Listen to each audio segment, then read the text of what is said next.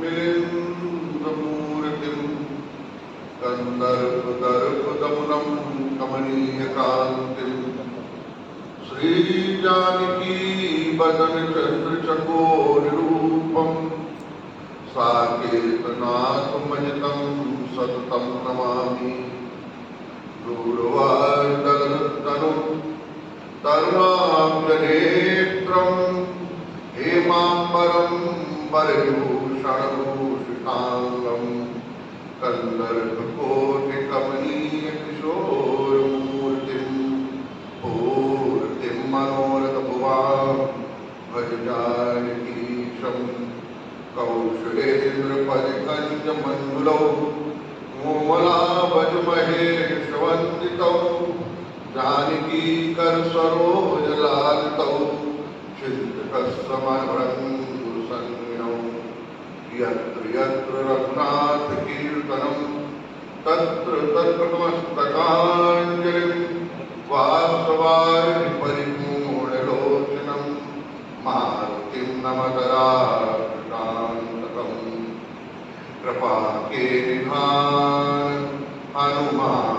सुनो मेहरबान कहूँ मैं सुजान ध्यान मेरी ओर दीजिए तीनों के जीवन प्राण दूसरों न देखो आन संकट महान जान मेरी सुध लीजिए भक्तों की राख शान हृदय प्रकाश ज्ञान गाऊं गुणगान राम रंग रंग दीजिए स्वयं विराजमान सकल गुणों की खान भक्त करे हनुमान भक्ति भाव दीजिए श्री गुरु चरण सरोज रज निज मन मुकुर सुधार वर्णम रघुवर विमल यश जोदायक फलचार बुद्धिहीन तनु जानिके सुमिरो पवन कुमार बल बुद्धि विद्या देव मुनि हरऊ कलेश विकार महावीर विनवमु हनुमाना राम जस जस आप बखाना। बोले हनुमान जी महाराज की जय। आइए सर्वप्रथम उस मंगलमय नाम का उच्चारण करें जिसे हनुमान जी महाराज ने अपनी आस्था और भक्ति के द्वारा मंत्र का स्वरूप प्रदान किया है। आनंद रामायण में लिखा हुआ है हनुमान जी महाराज निरंतर इसी मंत्र का जाप करते हैं। श्री राम जय राम जय जय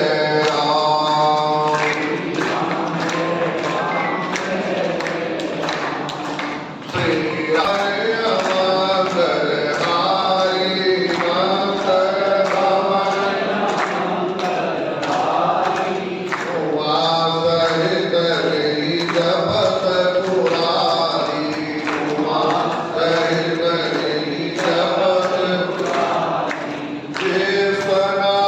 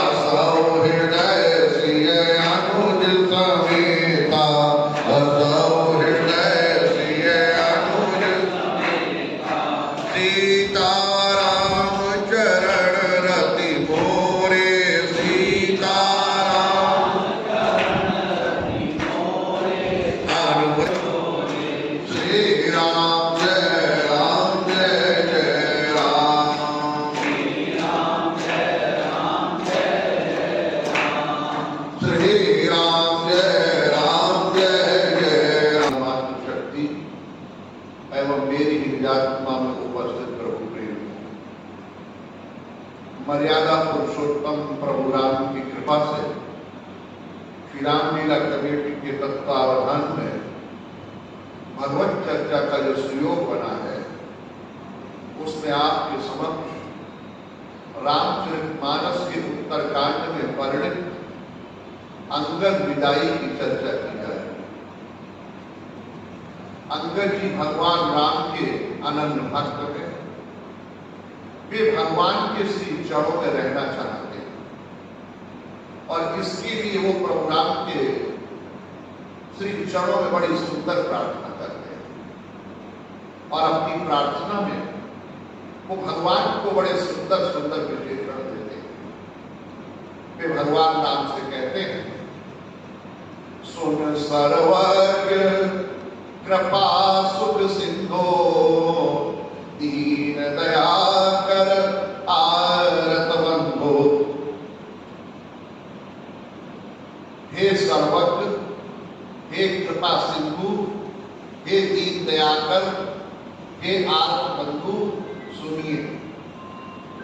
इसमें शुद्ध सर्वज्ञ कृपा सुख सिंधु की व्याख्या कल के प्रवचन में आपके समक्ष की जा चुकी है। इसके आगे अंगद जी तीसरा विशेषण देते हुए कहते हैं, सुन सर्वज्ञ कृपा सुख सिंधु दीन दयाकर आरत बंधु। हे प्रभु, आप दीन दयाकर हैं और आरत बंधु। दीन दया कर अर्थात आप तीनों पर दया करने वाले हैं। भगवान को दीन बहुत अच्छे लगते हैं। भगवान ढूंढते फिरते हैं कि कोई दीन मिल जाए तो हम उसके ऊपर कृपा करें। इसीलिए तो किष्किंधा कांड में वर्णन आता है, जिस समय प्रभु राम और हनुमान जी महाराज का सर्वप्रथम मिलन हुआ, बड़ी देर तक चर्चा हुई। चर्चा के अनंतर हनुमान जी महाराज ने प्रभु राम से कहा, बोले, नाथ शैल पर कपि पद रही, सो सुग्रीव दास तव आई। महाराज, पर्वत पर कपिपति सुग्रीव रहते हैं। भगवान ने कहा, तो हमें क्या करना है? बोले, तेरी सरनाथ मैत्री कीजिए, आप चलकर के उनसे मित्रता कीजिए। ये हनुमान जी महाराज की विशेषता है। वे अपना ही संबंध प्रभु राम से नहीं जोड़ते हैं। जो हनुमान जी के चरणों में आता है, हनुमान जी महाराज उसका संबंध भी भगवान से जोड़ देते हैं। इसीलिए मैं प्रायः कहा करता हूं, मेरी दृष्टि में हनुमान एक नाम नहीं है, मेरी दृष्टि में हनुमान एक मंत्र है, जिसके द्वारा प्रभु राम की सिद्धि होती है। जो अपने जीवन में प्रभु राम को प्राप्त करना चाहते हैं, प्रभु राम की भक्ति प्राप्त करना चाहते हैं, उनके लिए हनुमान के अतिरिक्त और कोई उपाय नहीं। और आज भी हनुमान जी महाराज ने प्रभु राम से सुग्रीव को अपना बना लेने की प्रार्थना की और कहा, प्रभु आप चलकर के सुग्रीव से मित्रता कीजिए। यद्यपि जिन्हें हनुमान जी महाराज अपना बना लेते हैं, प्रभु राम बिना विचार के उनको अपना बना लेते हैं। पर आज प्रभु राम ने हनुमान जी महाराज से व्यक्त करते हुए पूछा, हनुमान जरा ये बताओ, तुम हमें बड़ा समझते हो कि सुग्रीव को बड़ा समझते हो? हनुमान जी महाराज ने कहा, प्रभु बड़े तो आप ही हैं। क्या जब हम बड़े हैं तो सुग्रीव को हमारे पास लाना चाहिए या हमें सुग्रीव के पास ले जाना चाहिए? हनुमान जी ने कहा, प्रभु आप मुझसे पूछ रहे हैं और मैं आपसे पूछना चाहता हूं। क्या पूछना चाहते हो? बोले, मैं ये पूछना चाहता हूं कि वस्तु ग्राहक के पास आती है या ग्राहक वस्तु के पास जाता है? भगवान ने कहा, हनुमान नियम यही है कि ग्राहक वस्तु के पास जाता है। हनुमान जी महाराज ने कहा, प्रभु आप ही ग्राहक हैं, हम काहे के ग्राहक हैं? तब तुलसीदास जी महाराज लिखते हैं, बोले भूम सुर सफेद नव वृंद बलाहक अस रन सरन दीन जन गाहक। प्रभु आप दीनों के गाहक हैं। और सुग्रीव कौन है? बोले सुग्रीव है दीन। दीन जानते ही कृपा खरीदे, तो आप है दीन जन गाहक और सुग्रीव है दीन। इसलिए दीन दीन जन गाहक के पास नहीं जाएगा, बल्कि दीन जन गाहक ही दीन के पास आएगा। इसलिए आप चल करके सुग्रीव से मित्रता की। भगवान को दीन बहुत प्यारे लगते हैं। विनय पत्रिका में गोस्वामी जी प्रश्न उठाते हैं, यही अर्थ दीन प्यारे, जरा ये बताओ दीन किसे प्यारे? फिर रामचरितमानस को उसका उत्तर देते हुए कहते हैं, ये दीन प्यारे वेद पुकारे प्रभु सो श्री भगवान। पर प्रश्न ये है कि दीन कहते किसे? मैं समझता हूं आप मेरी बात को बहुत ध्यानपूर्वक सुन रहे हो। दीन किसे कहते हैं? प्रायः हमने देखा होगा संसार में कुछ लोगों पर भौतिक संसाधनों का अभाव होता है, भिक्षा आप मानते हैं, उन्हें हम दीन कहते हैं। पर न आध्यात्मिक भाषा में भक्ति की दृष्टि से वो लोग दीन नहीं है, वो भिक्षुक है। भक्ति की भाषा में दीन किसे कहा जाता है? आध्यात्मिक भाषा में दीन कौन है? जो ये मानते हैं कि हम भगवत प्राप्ति के साधनों से ही हैं। जिन भक्तों को ये लगता है कि हमें भगवान को प्राप्त करने का कोई भी साधन हमारे पास नहीं है, हम भगवान को प्राप्त करने के योग्य नहीं है, प्रभु हमें मिल जाए तो उनकी कृपा, जो इस भाव को समित रखते हैं उनका नाम है दीन। पर इसका तात्पर्य ये नहीं है कि वो लोग वास्तव में जो है वो भक्ति भावना से दीन होते हैं और प्रभु को प्राप्त करने में अयोग्य होते हैं ना। वो सबको साधना के समस्त सोपानों को पार करते हुए सर्वोच्च स्थिति में आरूढ़ होते हैं। ये उनकी निराभिमानता है।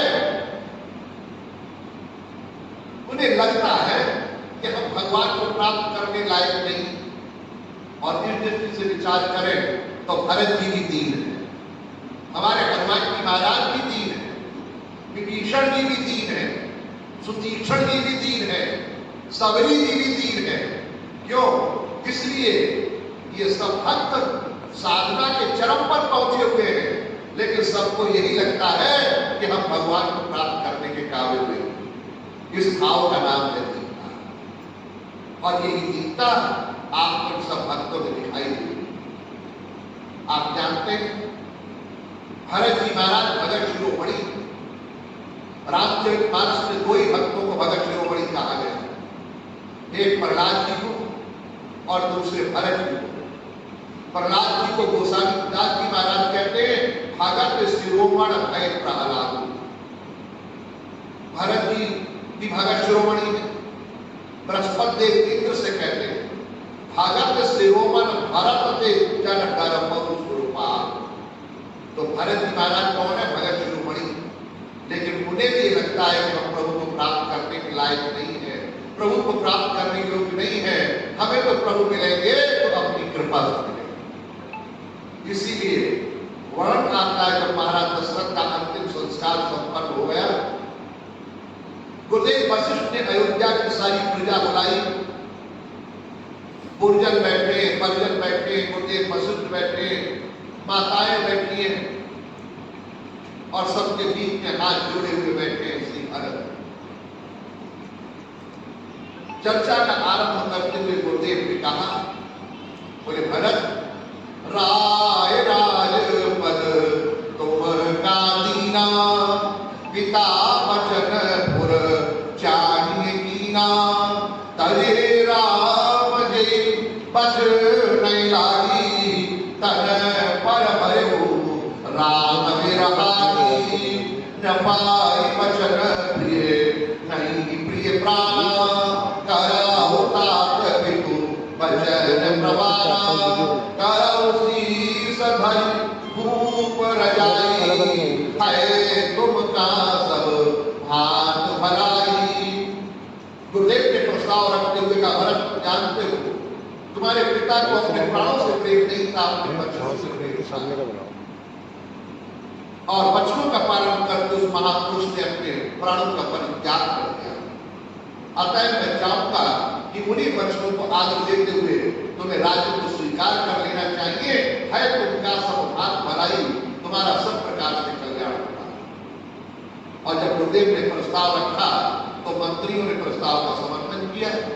बोले कि आयुष अवस सचिव कहाए करिजोर, रघुपति आए उचित दस तस तब करब बहोर।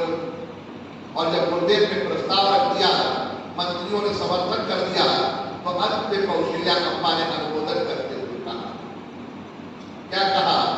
बोली कौशल्या धीरज कहाई, पूत पथ्य गुर आयुष आई, सो आदर्य करिए तुम्हारी, तजी यक्षाव काल न जानी। अम्मा कौशल्या जब बोलने के लिए खड़ी हुई तो पहले शब्द में ही वास्तव मुड़े दिया। क्या कहा? पूत। पूत शब्द में कितना प्यार उदार भरा है, ये तो कोई बात समझ सकती है। अम्मा कौशल्या ने कहा, भरत गुरुदेव की आज्ञा पत्र के समान है, स्वीकार करो। आप देखें, जिस समय गुरुदेव ने कहा कि राज्य को स्वीकार कर लो, मंत्रियों ने कहा राज्य को स्वीकार कर लो, भरत जी कर लो, भरत जी व्याकुल हो गए, आंखों में आंसू आ गए। ऐसा लगा जैसे भरत जी मूर्छित होकर के गिर जाए। लेकिन भरत जी ने अपने आप को संभाला, दोनों हाथों को जोड़ा और मां की ओर देखते हुए कहा, मां तुम कह रही हो गुरुदेव की आज्ञा पर स्वीकार कर लो, लेकिन पत्र तो सबके अंत में दिया जाता है। पहले रोगी के रोग का पता लगाया जाता है, फिर उसकी औषधि की व्यवस्था की जाती है, फिर कहीं पत्र दिया जाता है कि इस व्यक्ति को जो है दाल का पानी देना है या मट्ठा देना है। ये अंत की बात है। मां तो क्या तुम्हें अपने भरत का रोग पता लग गया है? क्या उसके लिए औषधि खोज ली गई है जो तुम पत्र देने की बात कर रही हो? मैं जानता हूं अगर तुम्हें अपने भरत का रोग पता लग जाए तो तुम उससे राज लेने का आग्रह नहीं करोगे। अम्मा कौशल्या ने आश्चर्य से श्री भरत की ओर देखा। बोले तुम्हें कौन सा रोग हुआ है? भरत जी ने कहा मुझे तो एक ही रोग हुआ है। कौन सा? बोले कई गुर बस तो शहदवारी, मोए लग भय सिय राम दुखारी, जीवन लाहु लखन पद पावा, सब तज राम चरण पर लावा। लक्ष्मण मुझसे छोटा था, जीवन की बाजी मान ले गया, प्रभु राम की शरण में चला गया, लेकिन और जन्म रघुवर बन लागी, झूठ कहा पछताऊं अभागी। लेकिन उस अभागे भरत का जन्म तो प्रभु राम को वनवास देने के लिए हुआ है। मेरे प्रभु राम जिनके चरण कमल इतने कोमल है, दूध के भेद पे रख दिए जाए तो उनके पीड़ा होने लगती है, वो इस कांट वाली भूत पे चलते हैं। फिर भगवती माता सीता जिन्होंने कठोर भूमि पर पैर नहीं रखा, वो कठोर भूमि पर चलती है, कंदमूल पर आरोपती है। इन सारे अनर्थों का मूल वही तो हूं। जब जब ये ख्याल मेरे मन में आता है, सच कहता हूं मां, मेरे हृदय में ज्वाला सी भड़कने लगती है। मेरे इस रोग की औषधि राजपद नहीं है। कौशल्या जी ने कहा तुम्हारे रोग की औषधि क्या है? तब भरत जी ने कहा, बोले आपन दारुण दीनता, सवै कहो सिर नाय, देखे बिन रघुनाथ पद, जिया कई जर न जाए। जब तक मैं चक्षुओं से अपने प्रभु राम के श्री चरणों का दर्शन नहीं कर लेता, मेरे हृदय की जलन शांत होने वाली नहीं। और ध्यान रखना, यही जीवन का सत्य है। जीवन में आप चाहे कुछ भी प्राप्त कर ले, लेकिन जब तक भगवान के श्री चरण प्राप्त नहीं होते, जी भगवान की शरणागति नहीं देता है, तब तक उसके जीवन की जलन शांत नहीं। इसलिए भरत जी ने कहा मां मैंने निर्णय लिया है। क्या निर्णय लिया है? बोले एक ही आप यही मन माही, प्राप्त कार्य चले हम प्रभु पाए। मैं सवेरा होते न होते अपने श्री राम के चरणों में जाऊंगा। और ध्यान रखना, सवेरा आता ही कब है जब कोई व्यक्ति भगवान के चरणों में जाने का संकल्प लेता है। जब तक हमने भगवान के श्री चरणों में जाने का संकल्प नहीं लिया है, जब तक हमारे कदम भगवान की ओर नहीं बढ़े हैं, तब तक हम अंधेरे नहीं है, हमारे जीवन में उजाला नहीं है। भरत कहते हैं सवेरे सवेरे मैं जाऊंगा प्रभु राम के चरणों में, सवेरा तभी आएगा। जब तक हम प्रभु राम की ओर नहीं चल रहे हैं, भगवान की ओर नहीं चल रहे हैं, तब तक अपने जीवन को खोई तो रहे। यही बात तो कही कि भगवान श्री कृष्ण ने सुदामा से नहीं हम लोगों से कही कि क्या बोले तुम आए कितने न कितने दिन खोए। सुदामा तुम इधर क्यों नहीं आए, किधर होते रहे। जब तक भगवान को भूलकर हम इधर उधर भटक रहे हैं, तब तक अपने दिनों को खोई रहे।